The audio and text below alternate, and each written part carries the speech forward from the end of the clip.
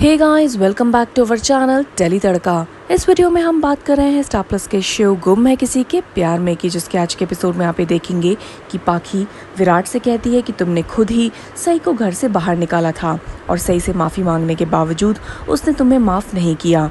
तुम वो सब कैसे भूल सकते हो।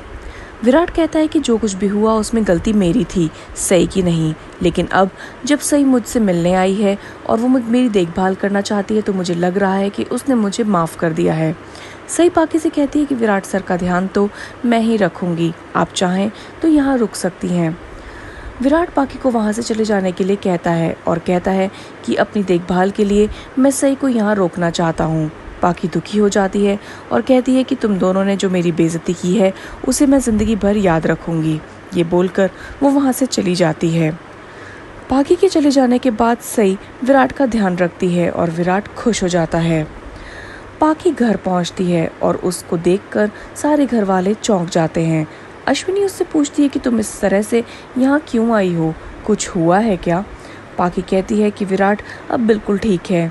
मोहित कहता है कि अगर विराट दादा ठीक हैं तो आप रो क्यों रही हो।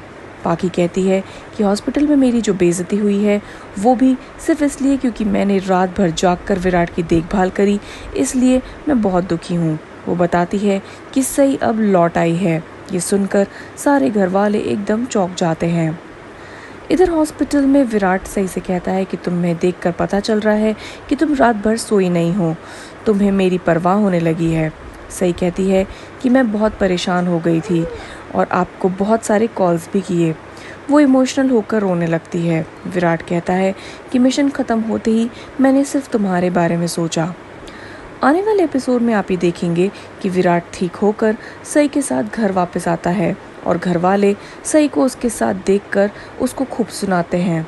सई कहती है कि विराट सर के ठीक होते ही मैं इस घर से वापस चली जाऊंगी, क्योंकि ना तो ये घर मेरा है और ना ही ये परिवार मेरा है। सो गाइस, ये तो हुई एक शो की बात, लेकिन अगर आप चाहते हैं कि आपको इंडियन टेलीविज़न की ऐसी और भी लेटेस्ट खबरें और गॉसिप्स मिलते रहें तो हमारे साथ बने रहिए और हमारे चैनल को सब्सक्राइब करिए।